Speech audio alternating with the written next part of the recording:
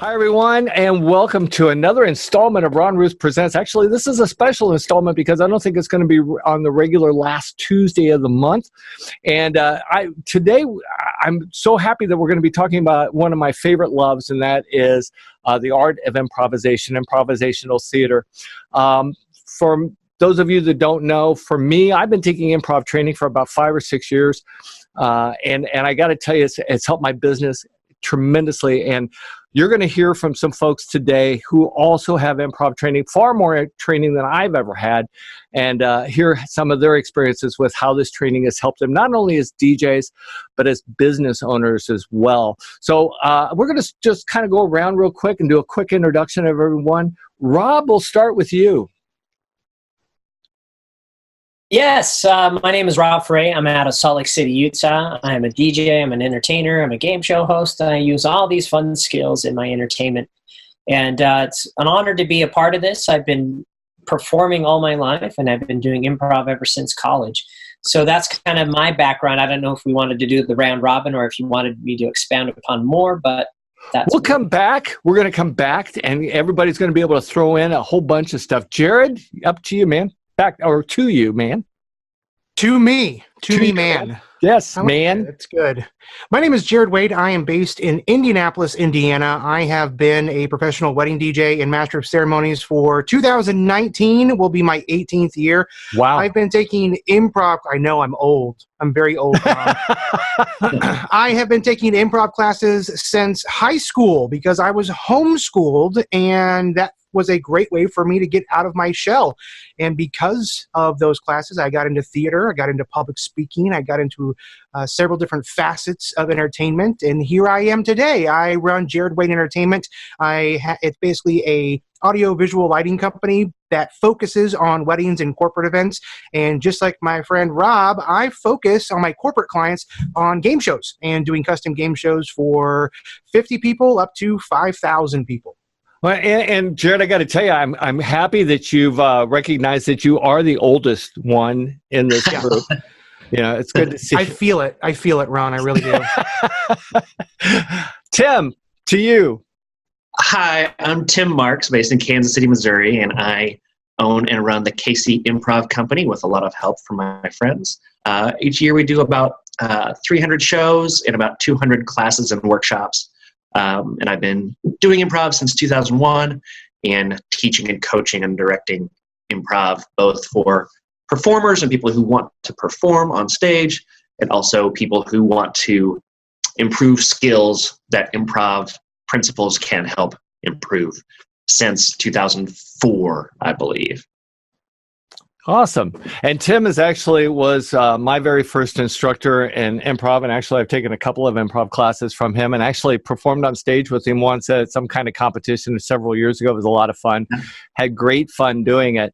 So let's kind of dive in a little bit as to what is improv. I think a lot of people have their own interpretation of what it is, but I'll start with improv. To me is like it's about letting go and discovering things. It's about just starting from scratch and trying and with a team of performers trying to build on something until to create, as I think Tim has used in the KC Improv catchline. It's like creating something from nothing, which is pretty much what improv performance is. Rob, how would you define it? Improv performance is all about the first rule, which is saying yes and building upon what is being given to you.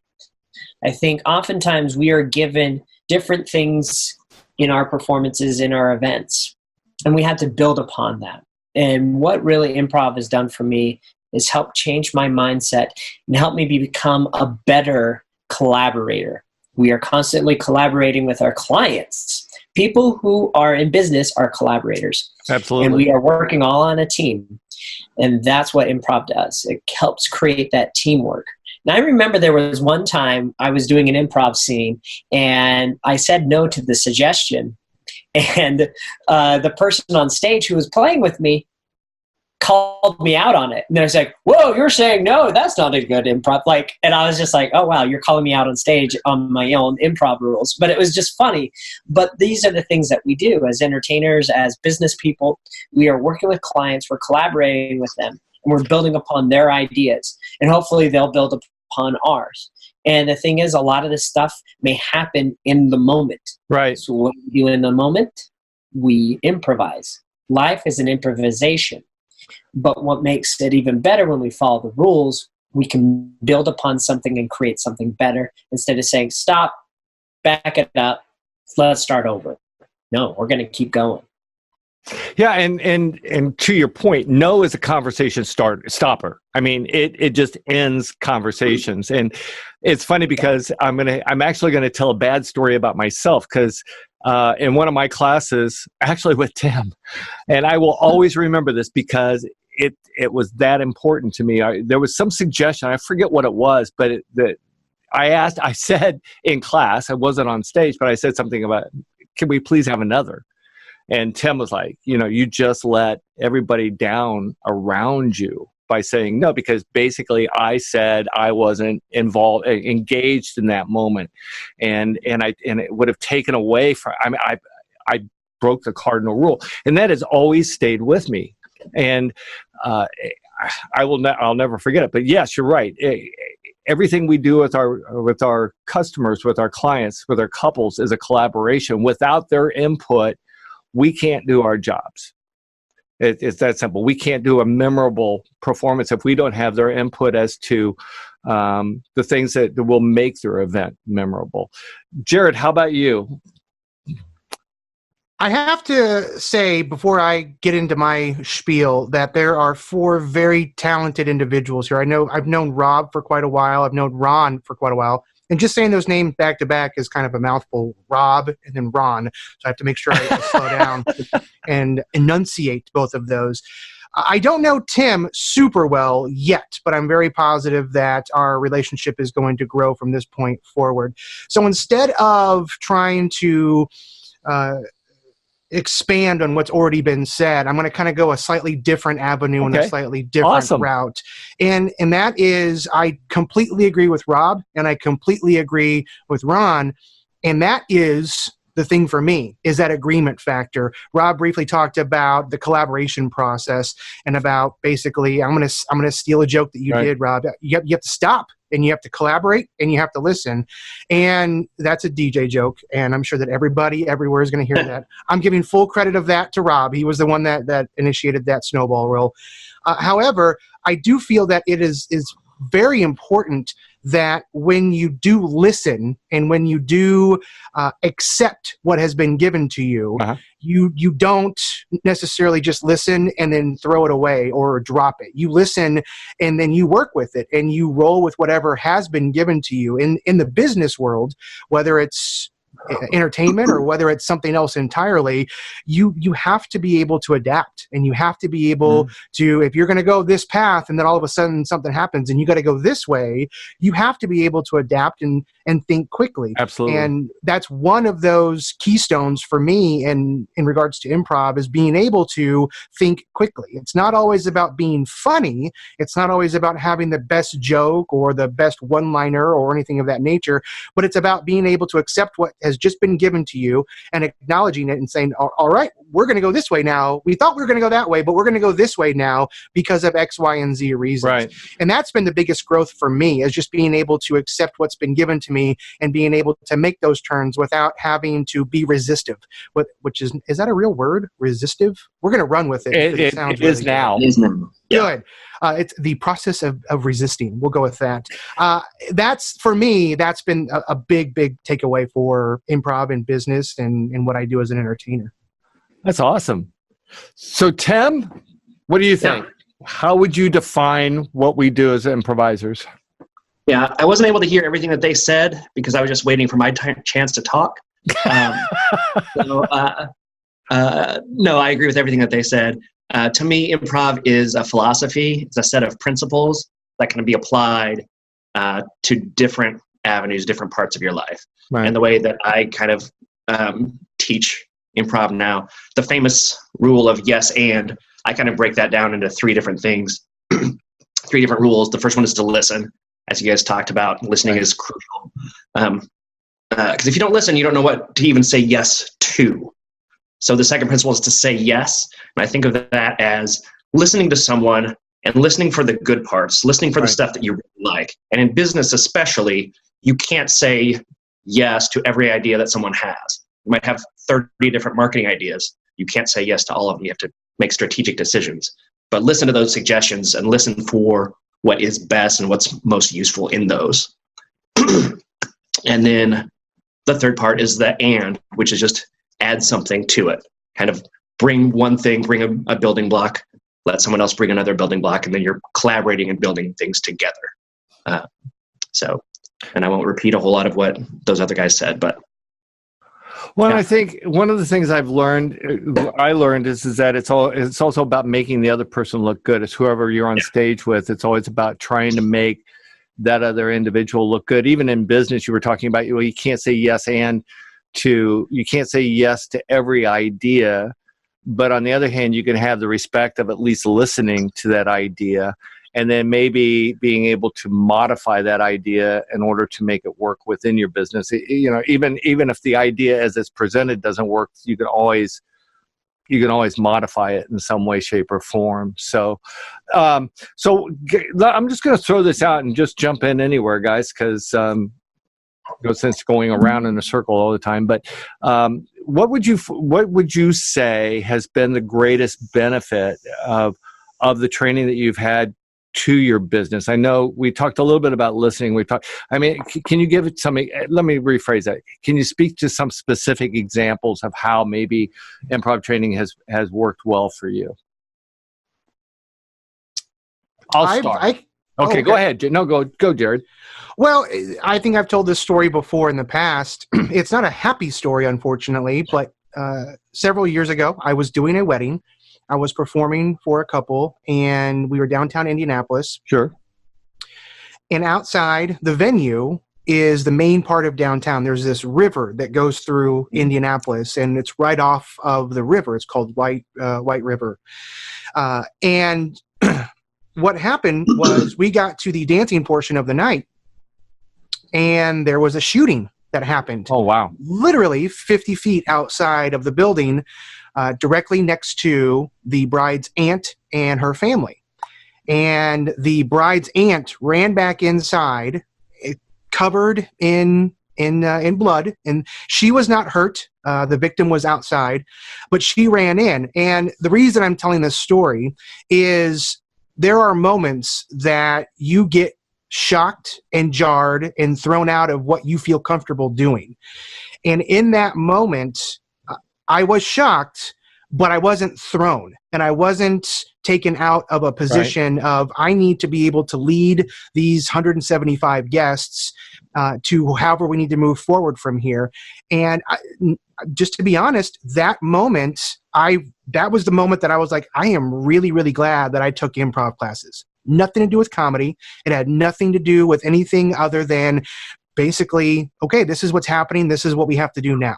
And everybody looked at me because I was the master of ceremonies. Everyone looked at me and said, all right, what do we do? And I honestly don't feel that if I would not have had any type of experience or training or knowledge of improv and that mindset, I don't think I would have reacted or handled it the way that I did, which was accepting this is what's happened and this is what we have to do from this point forward, and then being able to guide them and lead them from that point forward. And even if it wasn't the right thing, at least you did something. I mean, it's easy to do nothing, but at least you took that step and you said, we're going to go down this road, and everybody kind of follow me. That's a bittersweet story, but it reveals a great point. I've been DJing for 28 years and actually retiring this year, but I did a wedding in the spring. I want to say it was April or May, and of all the years that I've done weddings, this was the first time I've ever had a technical issue. and I'm getting ready to introduce the bride and the groom and the wedding party and do all the personalized wedding party introductions and all of that. I use Bose sound systems. So I'm in the, I welcomed all the guests and everybody cheered, and then no sound, nothing. And so I just set down the mic and I attempted to, I said something to the effect of, hey, it's such an exciting night. The sound system is so excited that it just decided to quit.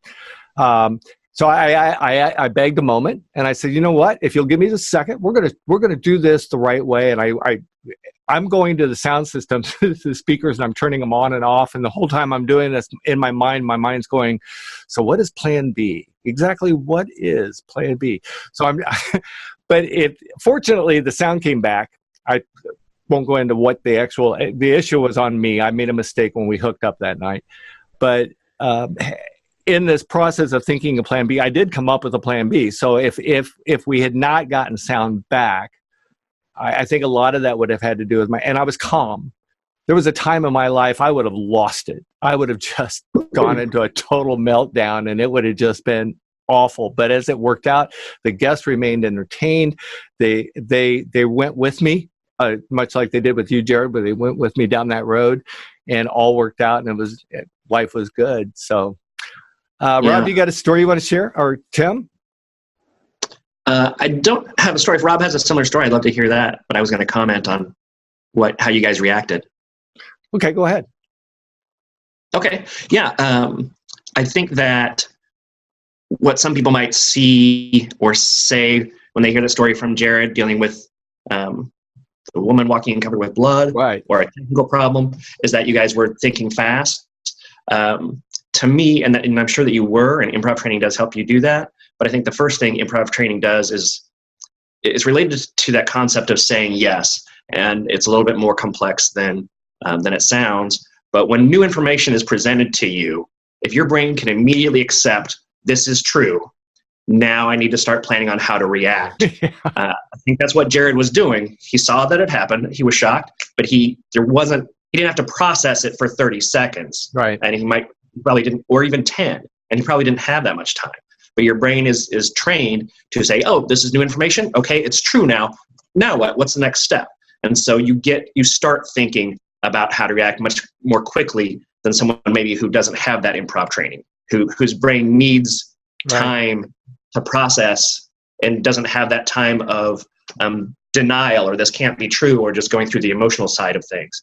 And I think that's what both of you guys did. It's like, oh, this equipment is not working. Okay, I need to come up with plan B now. and I will do it.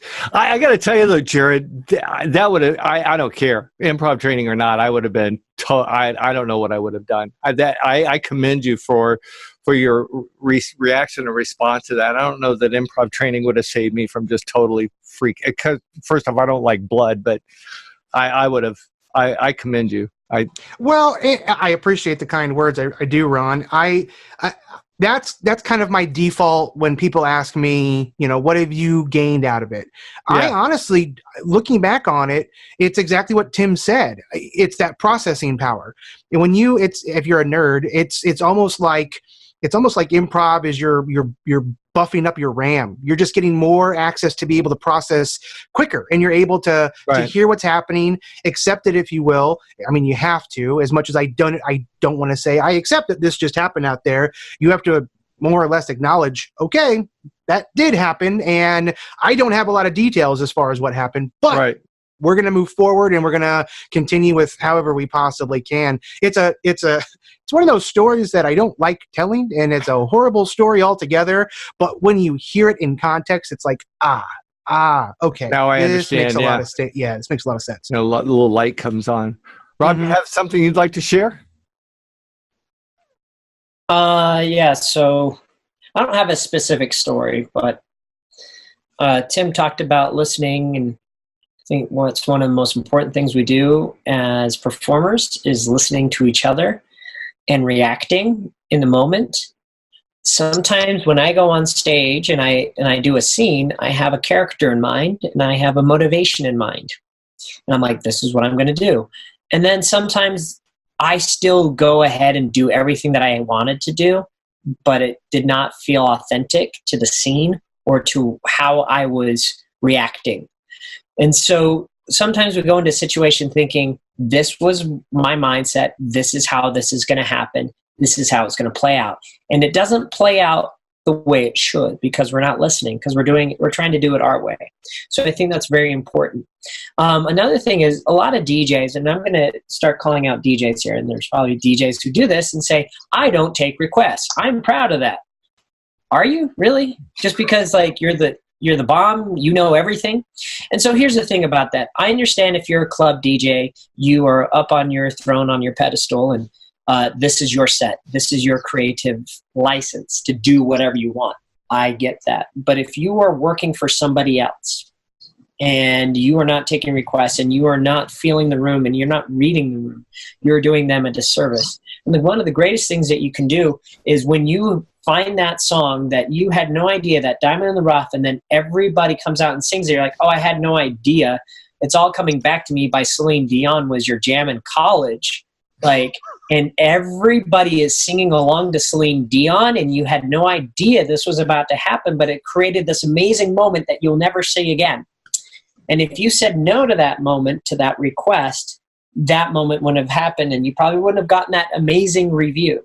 And so that is just an example. That happened to one of my DJs this weekend. He's like, I played the Celine Dion song, and it was a banger. Like, nobody would have thought that that song would have been that way.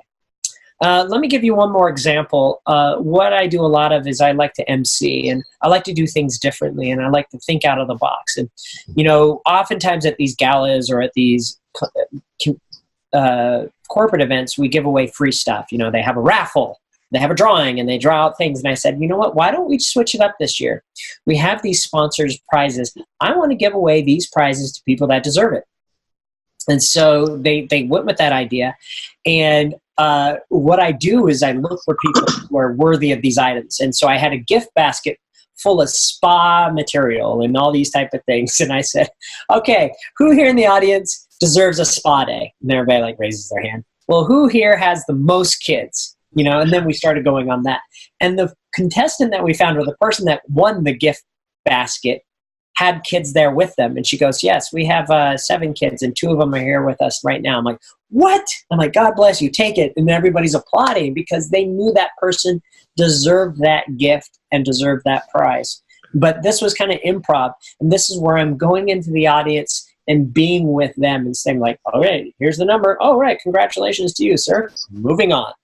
We're creating moments with our clients, and that's what improv has done for me. People will give me something. One more story.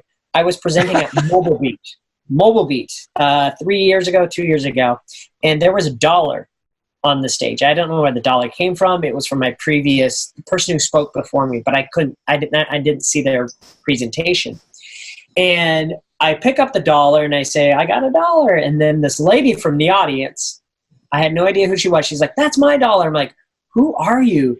And we're talking back and forth from the audience, and I don't know what she's saying. And so at that moment, improv mind kicks in, and I said, ladies and gentlemen, just so you know, this is what we call a disruptor. And everybody just laughed and applauded, like, we deal with these disruptors all the time. How are you going to deal with this disruptor? You know, I'm going to give you this $1 later on, but, you know, and then it moved into a part of my speech. And that's what I love about that improv brain that I have, that I'm able to create these moments that weren't expected. And it makes a lot more fun, and people can relate to that. That's the end of my story. Well, and all three of those are great stories. And I think, I don't know, Jared and Rob, I don't know about the two of you, but in my life, everything I've done from stage for the most part has been, and especially before improv training, had been scripted.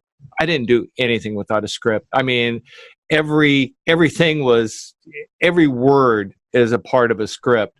And one of the things that improv did was to allow me to let go of the fear of letting go of that script. It's kind of like not holding on to your mother's hand anymore, I guess. You know, you just kind of like, okay, I'm on my own now, and I'm going to run around and try to do things without this crutch to hold me back. Are you pretty much the same way, or have you always been kind of by the seat of your pants.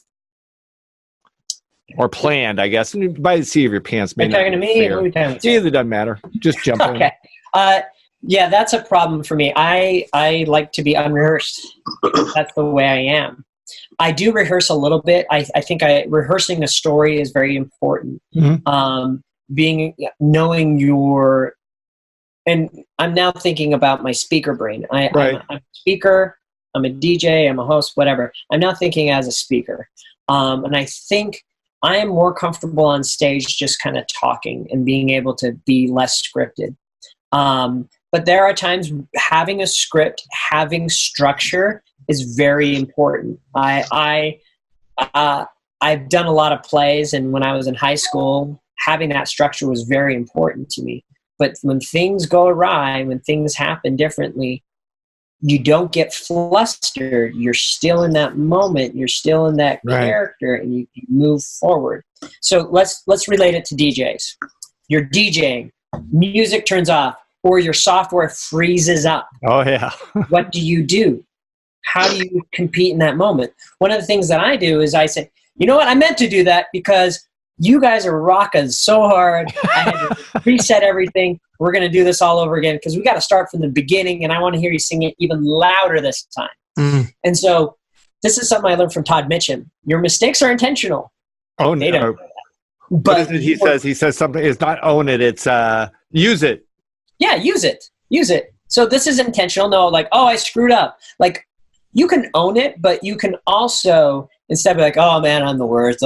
Like, no, guys, this is what we're doing. This was meant to happen. You know, we are going to move forward, and this is going to be awesome. So I think that's one of the things that improv does help us do in those moments. So Tim, in your experience working with corporations, what are some of the things how have you seen improv training help companies? Before you answer the question, because I want people to know, one of the things I do a presentation called Business Unscripted Improv for Wedding Professionals, and one of the things I talk about is that major colleges now are offering improv training to their business students to help better prepare them for when they graduate from college to be able to handle that within the corporate structure. Well, first off, have you experienced any of that? And then also the second part of my question is what things have you seen happen that have helped? How have you seen improv help? See, it's really hard for me to talk today. How has it helped other businesses improve?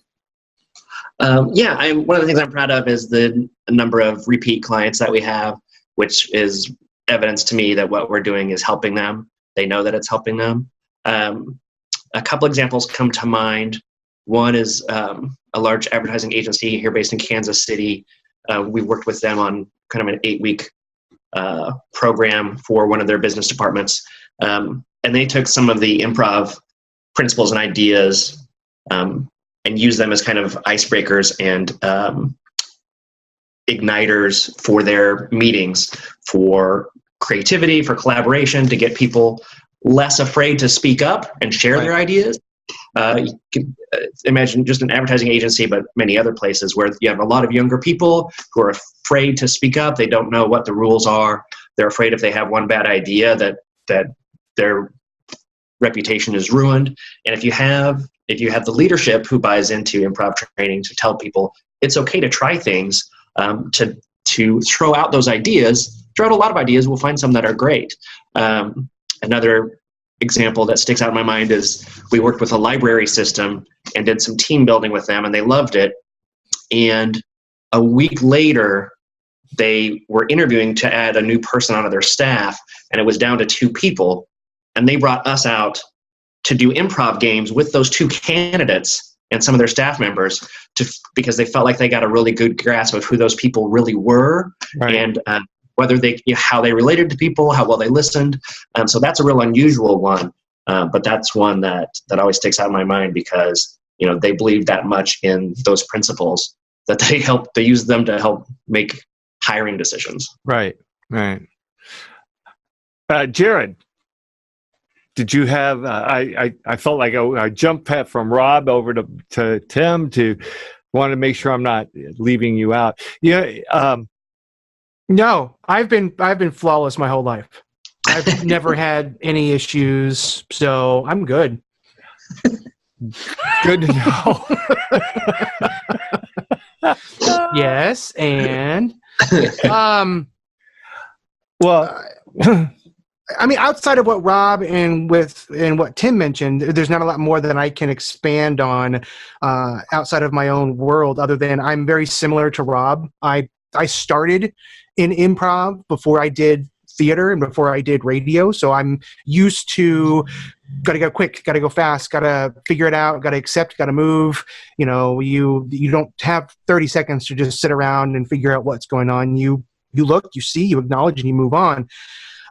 There are a lot of pros to that, but I also feel that you have to have a balance between the quickness and also the, oh wow, hey camera, you want to refocus here? Right I thought that was my eyes. No, that's me. My camera is just deciding to do its own thing, and computers are taking over the world. So this is just the first step. They're like, hey, let's get rid of the egotistical people first, and then we'll hit everyone else. It'll make the process a lot faster.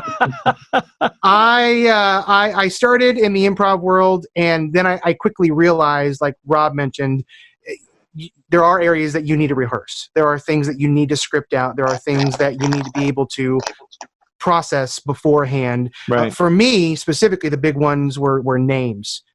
Just showing up and then being able to read names off like that isn't a forte of mine. It's something that I need to look at, and I need to repeat and rehearse and go over and over and over and over again. The question that I get asked a lot when I'm sitting down for consultations is, what's your style? What type of style are you, either for a corporate client or for a wedding client? And I tell them that I'm a reactive, structured conversationalist. So again, that's a reactive, structured conversationalist. And they're like, what? And I go, I create really big, fancy words. No, I say, basically what I do is I have to be able to react to a structured thing that I'm having in a conversational format. That's the way that I process everything. So I have those influences and those seasonings, if you will, of the structured element. But at the same time, I'm able to react and adapt and conform as I need to in order to keep things moving along. So that's the long answer. The short answer, started in improv and then migrated the other way. And I spent a lot of time going away from improv. Now I'm coming back to improv to get some additional training and refreshing my brain up on that as well. So there's this weird balance. And actually, you kind of, your what was it? Reactionary conversation. What?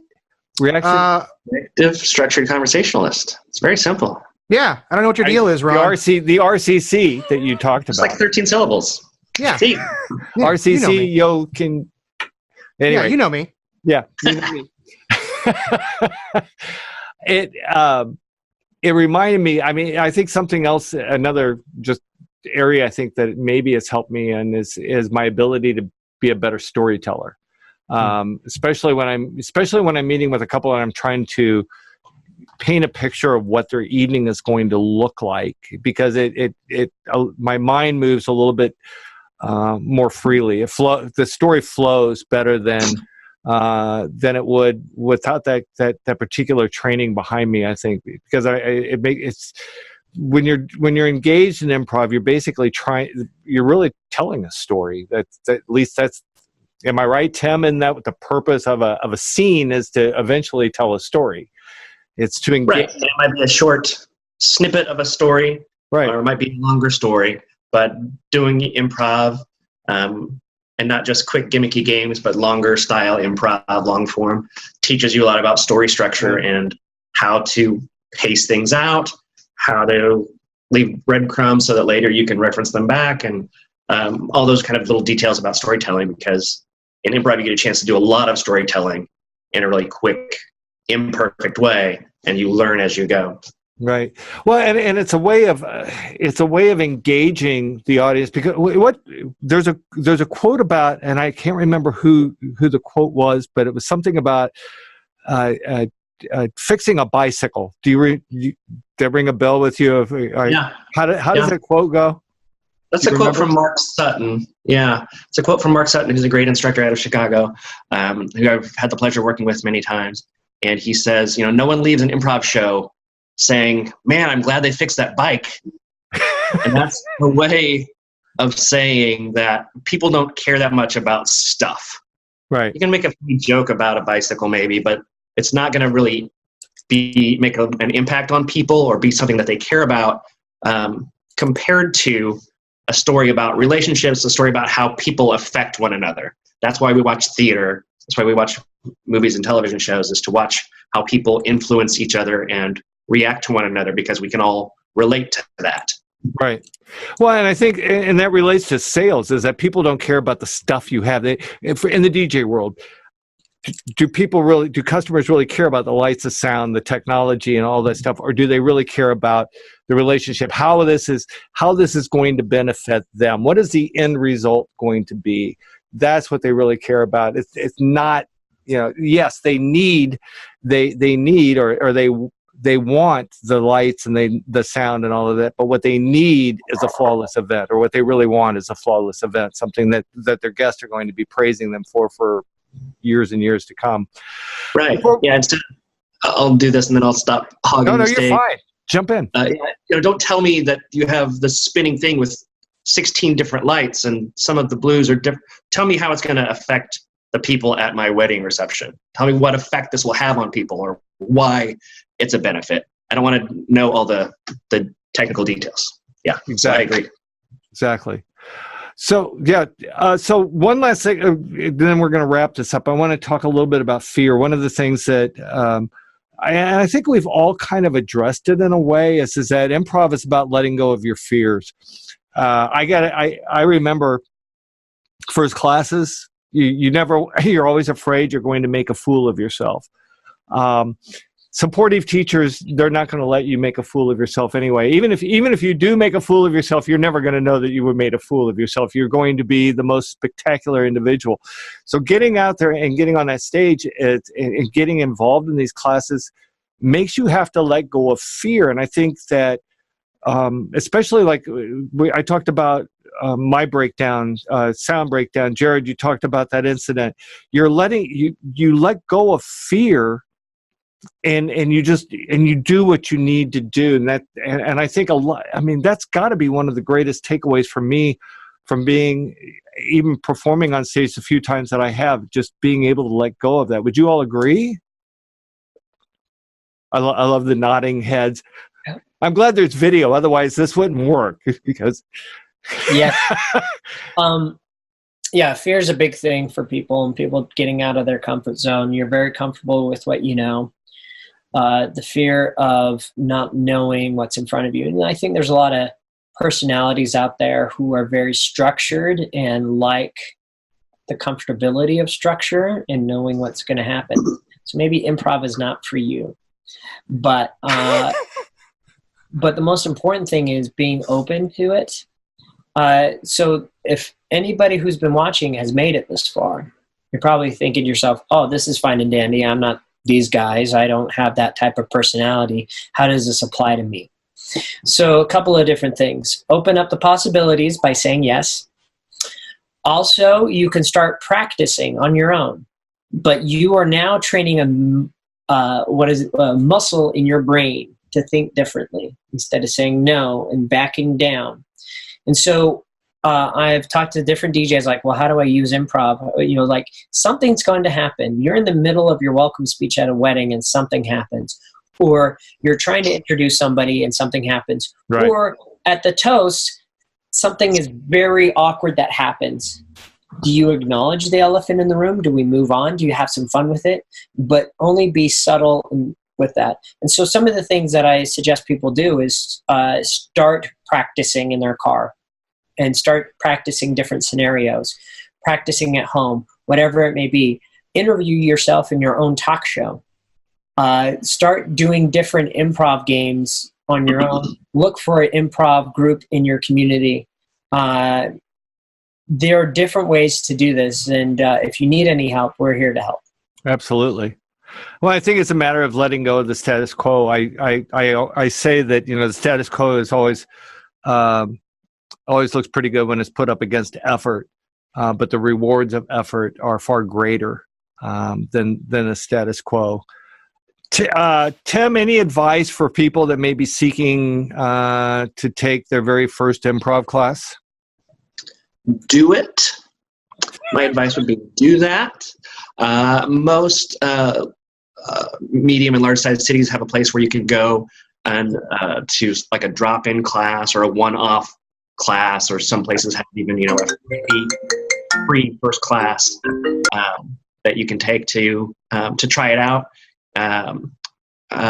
And so if you have any inclination, go for it. It's not a room, in my experience, it's not a room full of performers and seasoned actors who are going to make you feel uncomfortable. It's a mix of people who did, some theater stuff in high school or college, and then, people from all walks of life in an improv class, the engineer and the lawyer and the bartender and the stay-at-home parent and whomever, and a wide range of ages and interests. And so I would say, don't be afraid.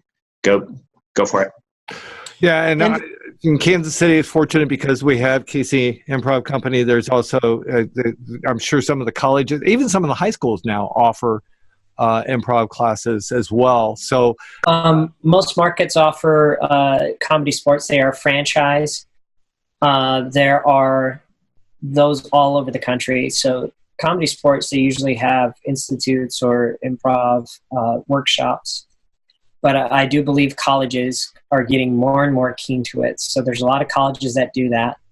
I know if you're not a college aide, that might sound weird, but maybe just drop in and say, hey, I would love to learn this, because college and learning is forever. So if you definitely want to be better, people are always saying to me like, hey, I want to be an MC, I want to be a game show host, I want to do what you do. I'm like, well, you got to have improv skills. You got to be charming. You got to be witty. You got to think on your feet, and because you watch what Steve Harvey does on what is he doing? What's the show? Family Feud. Family Feud. I'm sorry. Oh my gosh, that's the greatest thing ever right there. You couldn't think of it. Steve Harvey, Family Feud. But the reason I relate that one is there's a lot of improv that's going on there. I mean, he comes from a stand-up background, right? But what is he doing? He is getting the material from the contestants, giving them a look, laughing, but building upon their answer. Okay. And so he's like, well, I want to be like that. Improv is where you need to start.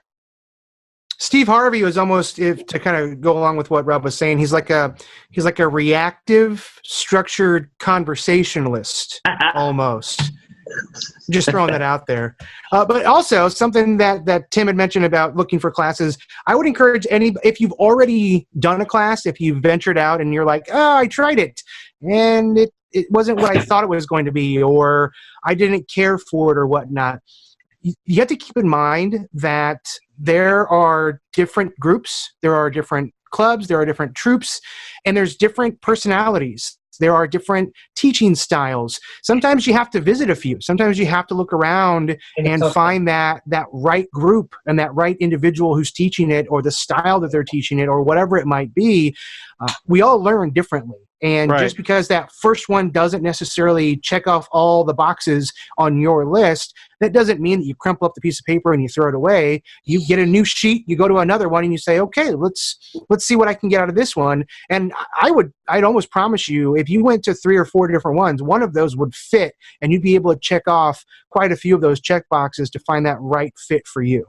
Yeah, I think for me, I mean, when I got involved, I mean, it became almost an obsession, maybe a little bit strong of a word, but it was all of a sudden after that first 8-week class, I had to have a second 8-week class. Then I had to have a third 8-week class. And I started doing the little satellite workshops, and you just become, it's like, God, I love this so much. It becomes so much fun. It becomes a part of your, I told my wife said, why do you love improv so much? And I said, because I hate bowling.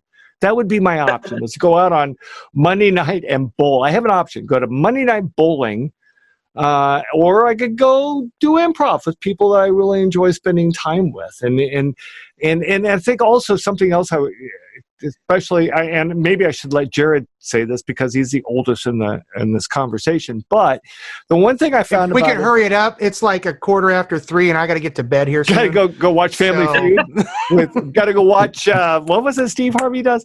But it doesn't matter your age. I mean, it was the most accepting group of individuals, and it was so much fun to hang out with such young minds, and it keeps you young. So I think Jared would agree with that as being the oldest in the room. So we're going to wrap this up real quick. Just final thoughts. Anybody have any final, something that maybe we've talked about? You got like a final thought you want to throw in there that you think DJs or performers, entertainers, business owners might find of value? Anybody? Yeah, you inspired me to think of this tidbit, Ron, that I think I might, keep using when I talk about it with businesses. But, you said you used to be a planner, and, you had to prepare. Yeah. And I think people like that usually are like that because they're perfectionists, because it really matters to them that everything be as good as possible. But what if to be the best presenter, performer, wedding DJ, club DJ, what if to be perfect at that, you needed to be able to be adaptable to what's happening in front of you, to be able to improvise, notice what is happening, listen, right, change your plan a little bit, and your preparation will pay off, certainly. But if you add the ability to adapt and improvise to that, then you're going to be a lot closer to perfect than you are now. Mm-hmm. Awesome. Rob, you have a final thought? Final thoughts.